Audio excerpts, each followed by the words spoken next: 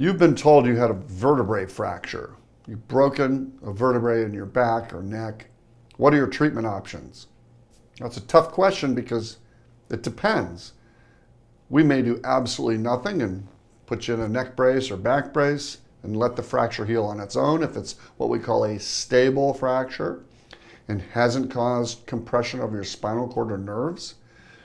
However, if you have an unstable fracture that we're concerned about you developing a deformity or collapse or nerve or spinal cord compression, you may have to have surgery. And that may be very involved. It could involve screws and rods and a big fusion surgery. And you all know out there I'm anti-fusion. However, sometimes we have no choice.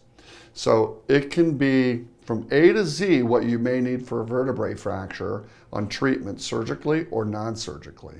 And it totally depends on what your fracture looks like on CAT scan and MRI imaging.